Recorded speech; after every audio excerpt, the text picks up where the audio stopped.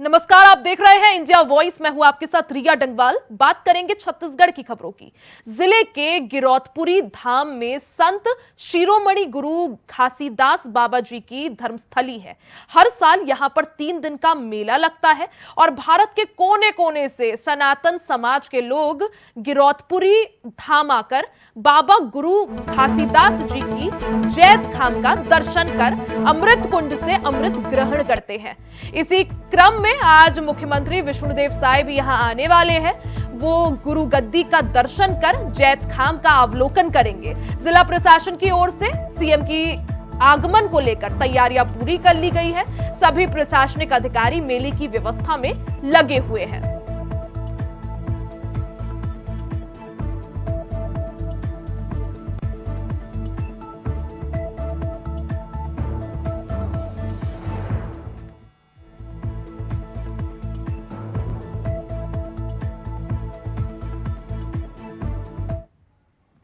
वहीं चुनाव आचार संहिता लगने से पहले मुख्यमंत्री विष्णुदेव साय ने अफसरों, कर्मचारियों और मीडिया के हित में 5 बड़ी घोषणाएं की है।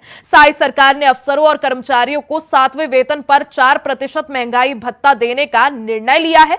इसका लाभ पेंशनरों को भी मिलेगा। महंगाई भत्ते की राशि 1 मार्च 2024 से दी जाएगी। इसके अलावा राज्य के अफसरों और कर्मचारियों को 7वें वेतनमान के एरियर्स की अंतिम किश्त की राशि भी दी जाएगी। बता दें कि मुख्यमंत्री विष्णुदेव साय ने कर्मचारियों की समस्याओं की समीक्षा की। सीएम ने कहा कि कर्मचारियों ने बहुत मांगों और समस्याओं की जानकारी दी है। इनका पूरी संवेदनशीलता से समाधान होगा। इसके लिए प्रमुख सचिव की अध्यक्षता में 5 सदस्यीय समिति बनाई गई है। वहीं पत्रकारों की ओर से उत्पीड़न को लेकर मिली शिकायतों के लिए भी समिति का गठन किया गया है और कार्रवाई होगी।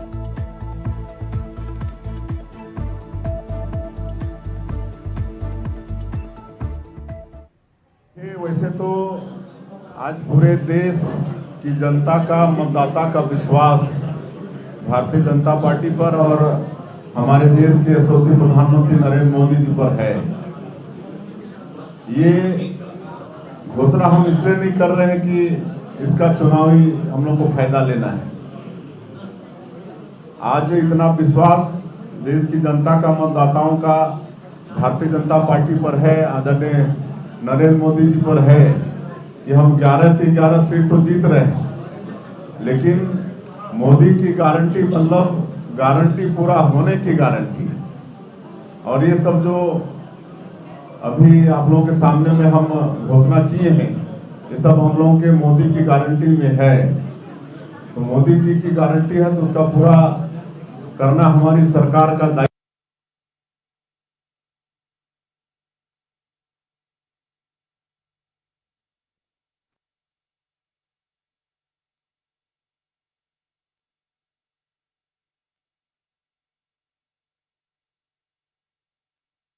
तो रायपुर से आपको खबर बता रहे हैं, जहां छत्तीसगढ़ में सीएम विष्णुदेव साय ने राज्य कर्मचारियों के लिए बड़ी घोषणा की है। तो राज्य कर्मचारियों का जो महंगाई भत्ता है उसे 4% बढ़ाया गया है। पहले केंद्र ने, फिर उत्तर प्रदेश सरकार ने, फिर उत्तराखंड सरकार ने और अब छत्तीसगढ़ में भी यही देखने को मिला है किस तरह से चुनाव से पहले राज्य कर्मचारियों को बड़ी सौगात देते हुए सीएम ने बड़ी घोषणा करते हुए महंगाई भत्ता यानी डीए को 4% बढ़ा दिया है।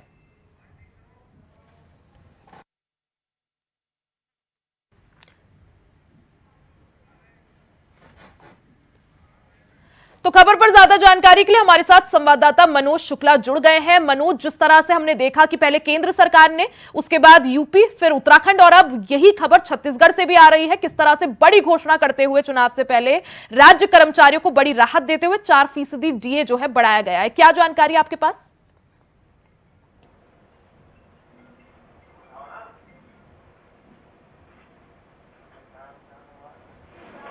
मनोज, अब आपको आवाज मिल पा रही है?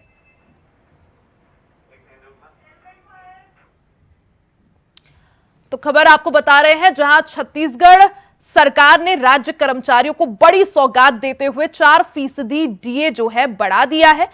सीएम ने साथ ही कर्मचारियों से बातचीत भी की, उनकी समस्याएं भी जानी और उनकी समस्याओं पर संज्ञान लेने का भरोसा भी जताया। एक बार फिर से हमारे साथ संवाददाता मनोज जुड़ चुके हैं। मनोज, जिस तरह से लोकसभा चुनाव से ठीक पहले ये बड़ी घोषणा राज्य कर्मचारियों के लिए बड़ी सौगात सीएम विष्णुदेव सरकार ने दी है और 4% डीए जो है वो बढ़ाया है, ऐसे में क्या जानकारी है आपके पास? जी जी रिया, कल मुख्यमंत्री विष्णुदेव साय ने आचार संहिता लगने से पहले 5 बड़ी घोषणाएं छत्तीसगढ़ के लिए की है, जो अपने मोदी की गारंटी के तहत लेकर है। और आपको बता दें कि मुख्यमंत्री विष्णुदेव साय कल देर शाम प्रेस कॉन्फ्रेंस कर अपने निवास, सरकारी निवास पर ये बातें, महत्वपूर्ण 5 घोषणाओं को बताया। और इसमें मुख्य बातें ये है कि जो कर्मचारी है यहाँ पे, तो उनको 4% डीए 7वें वेतनमान की किस्त देंगे और पंचायत सचिवों की हड़ताल की अवधि का भी वेतन जो है विष्णुदेव साय सरकार देगी। ये एक बहुत ही महत्वपूर्ण बात है जी। और साथ ही साथ आपको बता दें कि आचार संहिता लगने से पहले जो महंगाई भत्ता जो 7वें वेतनमान पर 4% विष्णुदेव सरकार ने दिया है, ये बहुत ही महत्वपूर्ण बात है जी। मनोज, साथ ही अगर देखा जाए जिस तरह से लोकसभा चुनाव बेहद नजदीक है, आज शायद चुनाव की तारीखों का ऐलान हो जाएगा और उसके बाद आचार संहिता लग जाएगी, उसके बाद ज्यादा जो है फेरबदल नहीं हो सकते, घोषणाएं नहीं हो सकती। ऐसे में कांग्रेस ने भी छत्तीसगढ़ में बड़ी घोषणा करी है महिलाओं के लिए। कांग्रेस की घोषणाओं के आगे अगर भारतीय जनता पार्टी का स्टैंड देखे, क्या लगता है किसको जनता जो है साथ पा रही है? जनता को साधने में कौन ज्यादा कामयाब हो रहा है?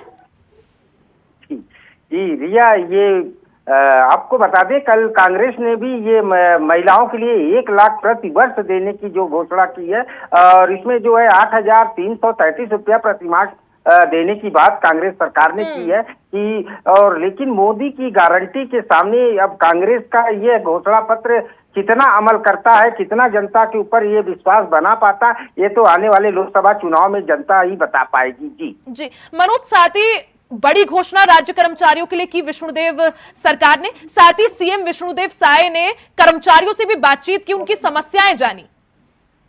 जी जी जी बिल्कुल रिया, आपको बता दें कि कांग्रेस शासनकाल में कर्मचारियों द्वारा काफी हड़ताल किया गया और संविदा कर्मचारियों का भी मुद्दा अभी लटका हुआ है, जो विष्णुदेव साय से बराबर संपर्क में भी है। उन लोगों ने भी अभी विष्णुदेव साय से उनके निवास स्थान पर मुलाकात की थी, जिसको लेकर विष्णुदेव साय मुख्यमंत्री जी ने उनको आश्वस्त भी किया था कि आप लोगों की समस्याओं को देखा जाएगा, सुना जाएगा और समझा जाएगा। और कल जो है 5 जो घोषणाएं की है और आज से संभावना व्यक्त की जा रही है कि आचार संहिता भी लग जाएगा। ये जो 5 घोषणाएं कल विष्णुदेव साय मुख्यमंत्री ने किया है, ये बहुत ही बड़ी छत्तीसगढ़ के लिए घोषणाएं हैं और निश्चित रूप से बीजेपी लगातार जो है लोकसभा चुनाव की तैयारी को देखते हुए कांग्रेस से कहीं आगे देखने को मिल रही है जी। साथ ही मनोज, अगर बात की जाए जिस तरह से एक के बाद एक घोषणाएं हुई, उसके बाद सीएम विष्णुदेव साय ने कर्मचारियों से बातचीत की, कहीं ना कहीं जिस तरह से बातचीत की है, क्या कुछ आश्वासन सीएम की तरफ से दिया गया है? जी जी बिल्कुल, आपको बता दें कि रिया की कल विष्णुदेव साय ने जो कर्मचारियों के लिए घोषणा की है और संविदा कर्मचारियों से भी जो बातचीत उन्होंने किया था, उसका निष्कर्ष जो है वो निकालने की बात कहे थे। और साथ ही साथ अभी कुछ दिन पहले हाल ही में जो ये जानकारी मिली है कि स्वास्थ्य मंत्री ने भी संविदा कर्मचारियों को स्वास्थ्य विभाग में अटैच कर लिया है और हड़ताल के समय में उनके जो वेतनमान कटौती की गई थी कांग्रेस सरकार में, वो भी उनको जो है वापस कर दिया गया। तो ये सब तमाम चीजों को देखते हुए, ये लोकसभा चुनाव को देखते हुए बीजेपी लगातार जो है सभी से संपर्क साधने में जुटी हुई है और बीजेपी कहीं से भी इस प्रकार की चूक नहीं करना चाहती। छत्तीसगढ़ से आपको बता दें कि 11 लोकसभा सीटें हैं, जो विष्णुदेव साय का कहना है, बार बार इन लोगों का कहना, बीजेपी के और भी पदाधिकारियों द्वारा ये कहा जाता है कि 11 की 11 सीटें जो लोकसभा की है वो प्रधानमंत्री नरेंद्र मोदी के झोली में हम लोग डालेंगे। इसी के तहत जो है ये सारी घोषणाओं पे अमल किया जा रहा है लगातार जी बिल्कुल मनोज, जिस तरह से लगातार चुनाव की तारीखों का ऐलान आज हो सकता है, वैसी तमाम राजनीतिक दलों की तरफ से तैयारियां पूरी हैं। यहां पर बड़ी घोषणा छत्तीसगढ़ सरकार की तरफ से राज्य कर्मचारियों के लिए। आप बने रहिएगा हमारे साथ, आगे भी आपसे चर्चा करेंगे। वहीं सरगुजा से बड़ी खबर आपको बता दें, हवाई सेवा को मंजूरी मिल गई है।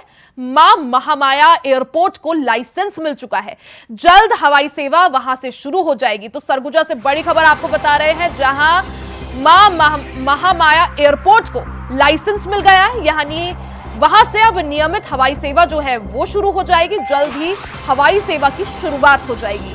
तो सरगुजा को बड़ी सौगात मिल गई है, हवाई सेवा को मंजूरी मिल गई है, जिसके बाद महामाया एयरपोर्ट को लाइसेंस मिल चुका है, जिसके बाद यानी कि अब नियमित तौर से हवाई सेवा वहां से शुरू हो जाएगी। तो चुनाव से पहले ये बड़ी सौगात सरगुजा को मंजूरी मिल गई है। वहां जो हवाई सेवा है वो शुरू हो पाएगी। वहां का जो महामाया एयरपोर्ट है, महामाया हवाई अड्डा है, वहां हवाई सेवा की शुरुआत अब नियमित रूप से हो पाएगी क्योंकि लाइसेंस मिल चुका है। तो महामाया एयरपोर्ट को हवाई सेवा संचालन का लाइसेंस मिल गया है, जिससे जल्द ही हवाई सेवा की शुरुआत हो जाएगी।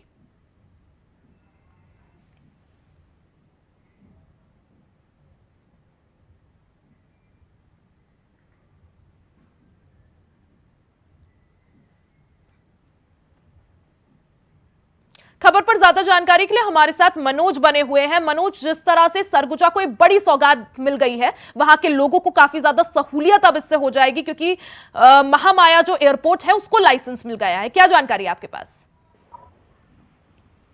जी रिया, आपको बता दें कि अंबिकापुर हवाई अड्डे के लिए कांग्रेस सरकार के समय से ही काफी जो है प्रयास किया जा रहा था कि अंबिकापुर को हवाई मार्ग से जोड़ा जाए, और जिसके लिए अंबिकापुर एक सरगुजा संभाग का जो है मेन पार्ट कहा जाता है, जहां से पूरे सरगुजा को जो है हवाई यात्रा की सुविधा मिल सकेगी, जिसको लेकर आज बीजेपी सरकार ने बहुत ही अच्छी पहल किया है, जिससे जो है सरगुजा संभाग को आज हवाई मार्ग से जोड़ दिया गया है। और जो आपको बता दें कि ये अंबिकापुर जो महामाया एयरपोर्ट का नाम दिया गया है, इसको 3C कैटेगरी का जो है लाइसेंस मिला हुआ है। और साथ ही साथ आपको ये भी बता दें कि यहाँ से अंबिकापुर के दरिमा एयरपोर्ट के लिए 3C कैटेगरी का जो लाइसेंस जारी हो गया है, इसके लिए पूर्व डिप्टी सीएम जो TS सिंहदेव हैं वो अंबिकापुर से ही आते हैं। उन्होंने ट्वीट कर ज्योतिरादित्य सिंधिया जी को भी बधाई दी है, PWD विभाग को भी उन्होंने ट्वीट के माध्यम से बधाई दिया है,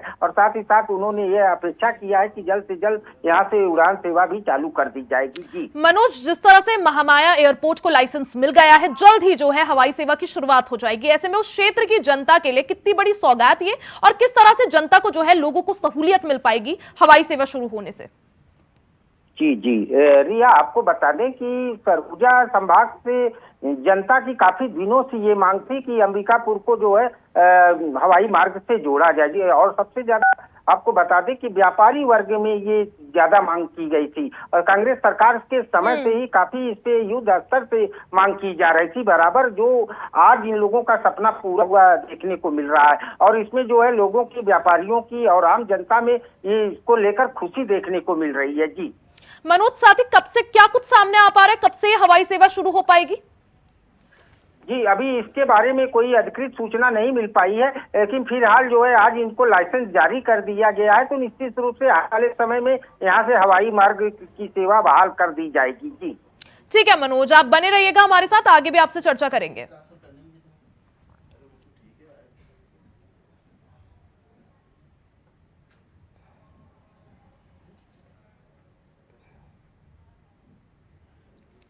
खबर रायपुर से है, जहां बीजेपी प्रत्याशी बृजमोहन अग्रवाल ने शुक्रवार को राजधानी के मोतीबाग स्थित केंद्रीय चुनाव कार्यालय का विधिवत पूजा अर्चना के साथ शुभारंभ किया।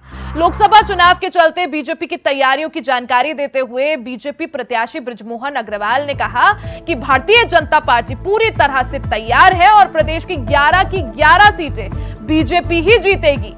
इस दौरान कैबिनेट मंत्री बृजमोहन अग्रवाल ने कहा कि चुनाव में भारतीय जनता पार्टी अपनी उपलब्धियों को लेकर चुनाव लड़ेगी।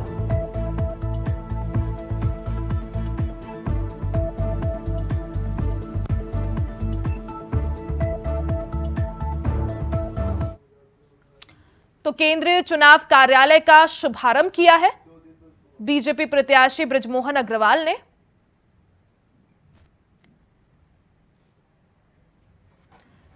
खबर पर ज्यादा जानकारी के लिए हमारे साथ मनोज लगातार बने हुए हैं। मनोज, जिस तरह से बीजेपी ने अपना प्रत्याशी बृजमोहन अग्रवाल को घोषित किया, उन्होंने चुनाव कार्यालय का उद्घाटन भी किया है, साथ ही दावा भी पेश कर दिया है कि 11 की 11 जो सीटें हैं वो भारतीय जनता पार्टी ही जीतेगी। मनोज जी जी रिया, आपको बता दें कि बृजमोहन अग्रवाल बीजेपी के यहाँ के कद्दावर नेता हैं, जिन्होंने कल अपनी पूजा पूरे विधि विधान से पूजा अर्चना करके केंद्रीय कार्यालय का चुनाव का उद्घाटन अपने तरीके से कर दिया है। और उनका मीडिया से चर्चा करने के दौरान उन्होंने साफ तौर पर कहा कि हमारी तैयारी बहुत पहले से है और बीजेपी के कार्यकर्ता हमेशा जो है चुनाव के लिए खड़े रहते हैं। और साथ ही साथ देखने वाली बात यहाँ पर यह है कि बृजमोहन अग्रवाल जो है वर्तमान में मंत्री पद पे भी कायम है यहाँ पे, और उनको बीजेपी ने लोकसभा प्रत्याशी के रायपुर राजधानी से मैदान में उतारा है, जिसको देखते हुए बृजमोहन अग्रवाल ने कल मीडिया से चर्चा के दौरान स्पष्ट किया कि हम जो है अपने चुनावी तैयारियों में जुट चुके हैं। जी साथ ही मनोज, जिस तरह से आपने भी कहा कि बृजमोहन अग्रवाल जो है कैबिनेट मंत्री भी हैं, देखा जाए तो जब छत्तीसगढ़, राजस्थान और मध्य प्रदेश में विधानसभा चुनाव हुए थे तो भारतीय जनता पार्टी ने सारे के सारे सांसदों को, कई सारे जो थे सांसदों को चुनाव लड़वाया विधानसभा का। अब जब विधानसभा जीत गए, छत्तीसगढ़ में सरकार बन गई, तो कई सारे जैसे बृजमोहन अग्रवाल को जो है अपना प्रत्याशी घोषित किया लोकसभा के लिए। मनोज रिया, आपको बता दें कि इस बार छत्तीसगढ़ में बीजेपी ने एक अलग फैक्टर के रूप में काम किया है, और यहाँ पर लोकसभा की 11 सीटें हैं, और जिसमें 2 जो वर्तमान सीटिंग यहाँ सांसद थे उनको चांस दी है, बाकी नए चेहरे को यहाँ पर उतारी बीजेपी ने उतारा है, जिसमें 3 महिला उम्मीदवार को भी बीजेपी ने चांस दिया हुआ है। और सिर्फ एक बृजमोहन अग्रवाल ही एक ऐसे नेता हैं, और आपको एक महत्वपूर्ण बात बता दें, बृजमोहन अग्रवाल 8 बार के यहाँ के बीजेपी विधायक भी रह चुके हैं, और जब भी वो चुनाव लड़े हैं कभी वो चुनाव अभी तक नहीं हारे अपने चुनाव के दरमियान में, और ये 8वीं बार वो विधायक चुने गए, इस बार वो मंत्री भी बनाए गए हैं, और इस बार उनको पार्टी ने बीजेपी से लोकसभा का चुनाव के टिकट दिया है और उन पर विश्वास जाहिर किया है। जी बिल्कुल मनोज, तो जिस तरह से लोकसभा चुनाव बेहद नजदीक है, जोर शोर से तैयारियां चल रही हैं। बहुत बहुत शुक्रिया आपका तमाम जानकारी साझा करने के लिए।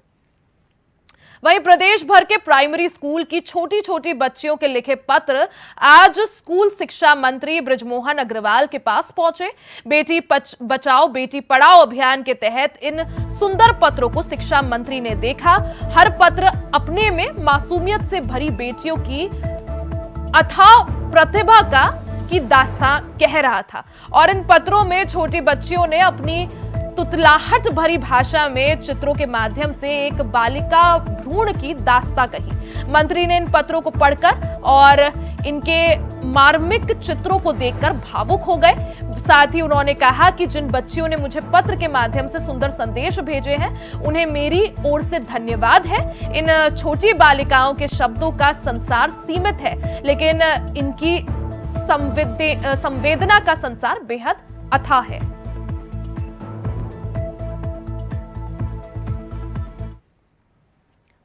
खबर रायपुर से है, जहां लोकसभा चुनाव को लेकर कांग्रेस ने बड़ी घोषणा की है। अखिल भारतीय कांग्रेस कमेटी ने 5 नारी न्याय गारंटी का ऐलान किया है। साथ ही वादा किया है कि केंद्र में सरकार बनते ही इन 5 गारंटियों को लागू किया जाएगा। महालक्ष्मी गारंटी योजना के तहत देश के सभी गरीब परिवार की महिलाओं को सालाना 1 लाख रुपए की गारंटी दी जाएगी।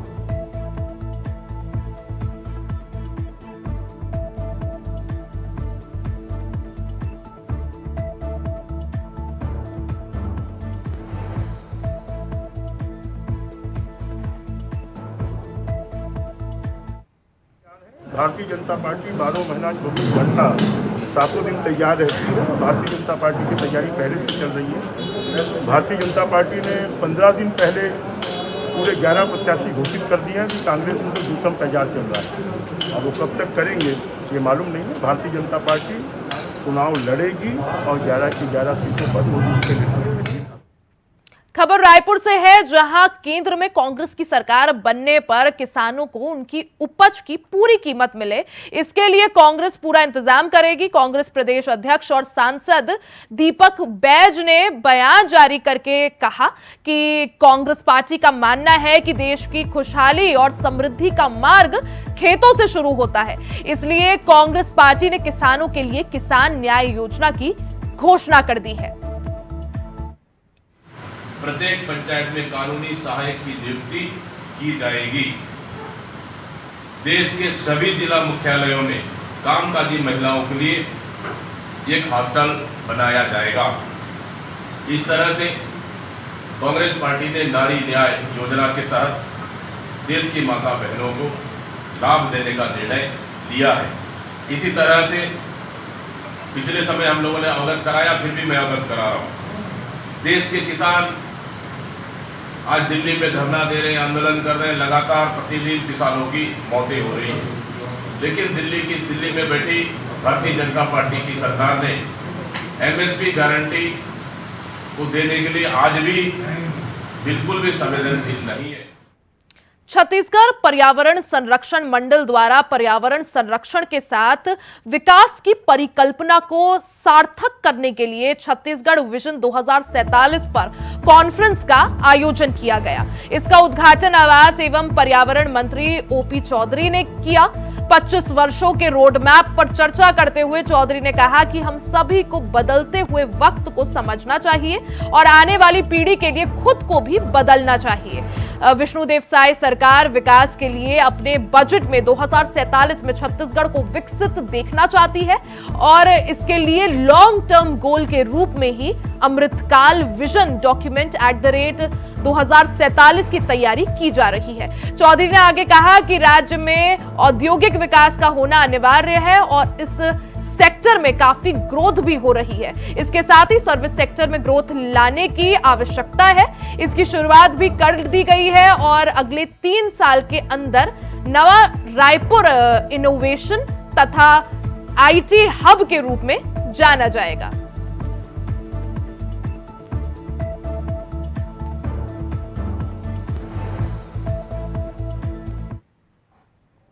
लोकसभा चुनाव को देखते हुए रायपुर में पुलिस अधीक्षकों का 1 दिवसीय प्रशिक्षण संपन्न हुआ।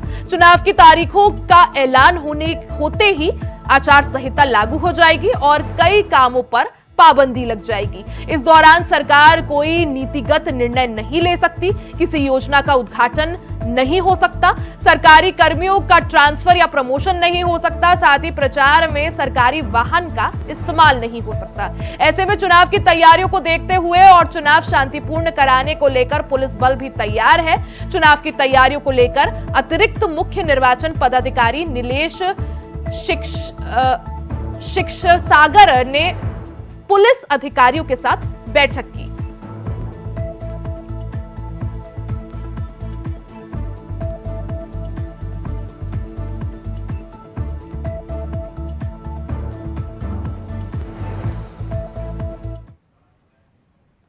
कांकेर से खबर सामने आई है, जहां दुर्गू कोलदन वन परिक्षेत्र में ग्राम मदेल तुमरीटोला के बीच सौगौन प्लांट में आग लग गई, जिसके बाद वन विभाग की सक्रियता पर सवाल उठ रहे हैं। बताया जा रहा है कि इससे कीमती सागौन के पेड़ में आग लग सकती है।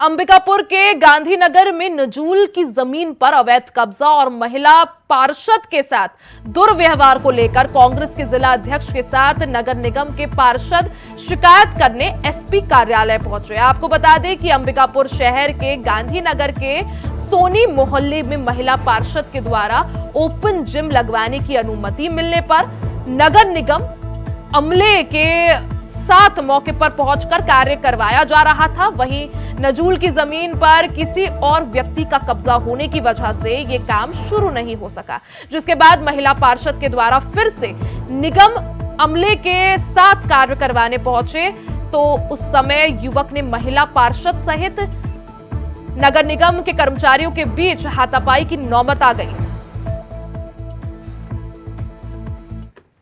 इसी के साथ इस बुलेटिन में फिलहाल के लिए सिर्फ इतना ही। खबरों का सिलसिला आगे भी जारी रहेगा, बने रहे हमारे साथ।